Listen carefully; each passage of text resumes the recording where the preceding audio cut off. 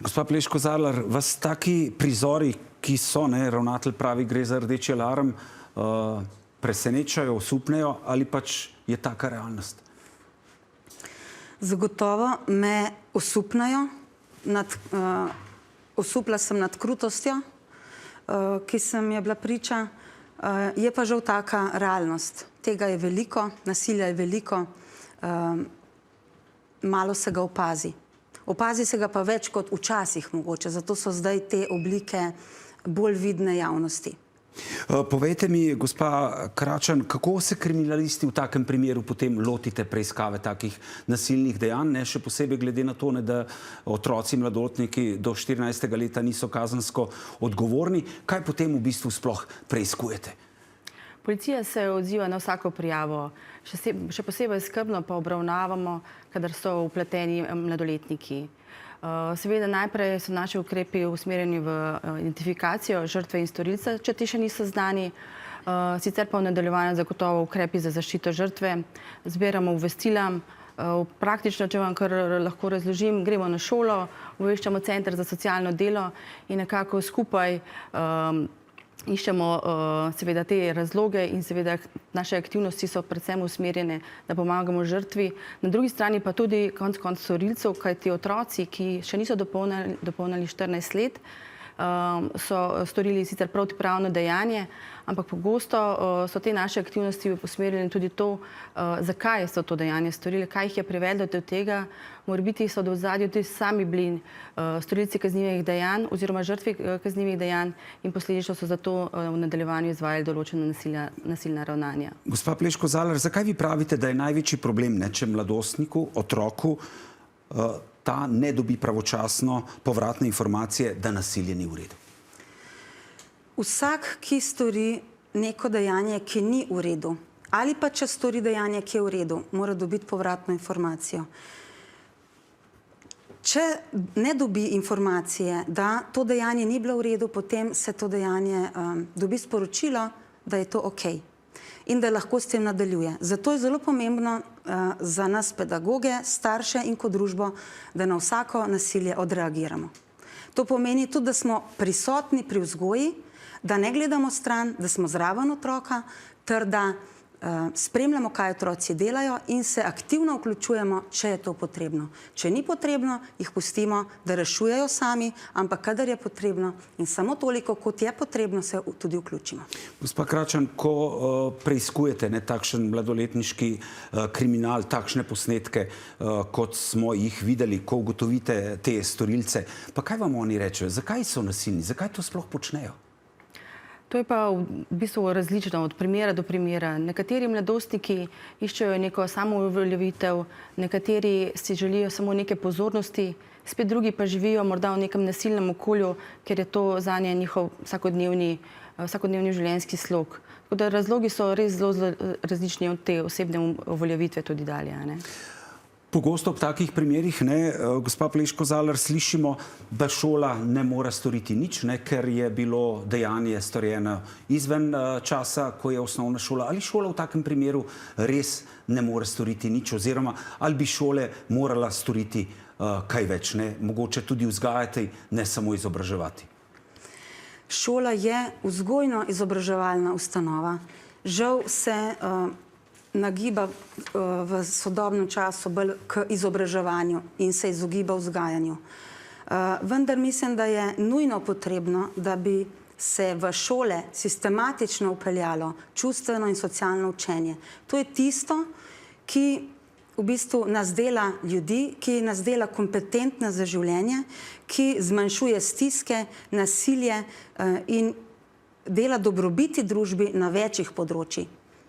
Tako da mislim, da šola ima tukaj veliko vlogo, seveda je pa tukaj tudi na političnih odločevalcih, da se šolski sistem tudi ustrezno spremeni, se vključi več socialno-čustvenih vsebin in mogoče manj podrobnosti iz vidika drugih izobraževalnih vsebin. Povejte mi, ko policija, ko raziskujete vse te stvari, na nek način mladoletnik, starš ve, da ni kazensko odgovoren. Kaj potem policija v takem primeru sploh lahko stori? Pravite, greste na šole, kaj poveste temu storilcu, če ga najdete na licu mesta, oziroma kako potem procedura steče, ne, da ta mladostnik, otrok dobi sporočilo, ne, nasilje ni v redu, to ne deluje? Ja, zagotovo se strinjam, da je to sporočilo storilcu, da je nekaj naredil narobe, zelo, zelo pomembno. V nadaljevanju pa so ti ukrepi uvodoma dejansko usmerjeni bolj v nekako zaščito tudi storilca, da se ugotavlja, kakšni so razlogi v ozadju, kaj se je dejansko dogajalo z mladostnikom, in potem v nadaljevanju, da Center za socialno delo lahko dejansko dela tako z otrokom kot z družino.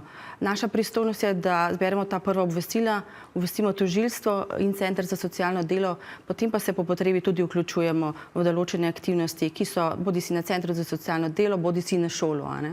Nas mora skrbeti, ne, slišali smo ravnatelja, prav gotovo so starši prepoznali glasove, če so videli te posnetke, ne, glasove svojih otrok.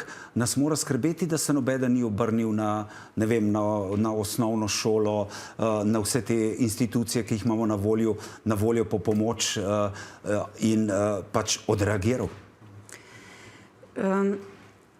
Večkrat smo priča, da starš pravzaprav uči otroka k nasilju.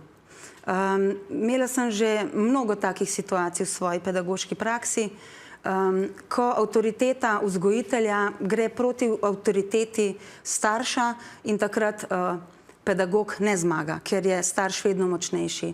Ko smo slišali, da je starš naročil, naj otrok udari prvi, da ne bo on tepen.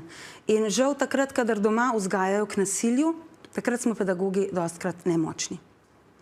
Povejte mi, ti primeri se, kot kaže, dogajajo, ne? Ravnatelj pravi, zazvonil je rdeči alarm, ampak kako naj potem reagirajo v takih primerih? Kaj po vaših izkušnjah, izkušnje policije, ukvarjate se s tem, tudi življenjskih izkušnjah, kako naj odreagiral, če se kaj takega zgodi, otrok, ki je napaden, starš, če mu otrok pove, ali nekdo, ki na družbenih omrežjih vidi kaj takega?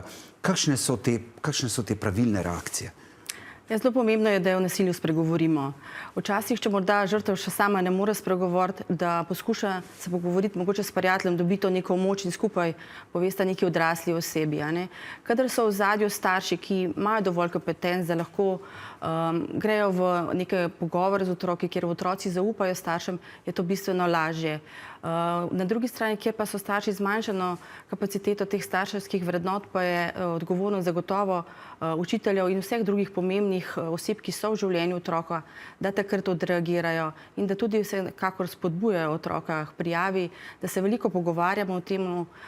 Policija je zelo veliko prisotna v predvsem naših osnovnih šolah, kjer izvajamo predavanja in delavnice z otroki in se pogovarjamo o otrocih, kakšne oblike nasilja so in kako v bistvu dejansko ravnati ob teh nasilnih ravnanjih. Zdaj nas poslušajo, ne? Nudite zaščito otroku, ki pride na policijo in reče, glejte, pretepli so me.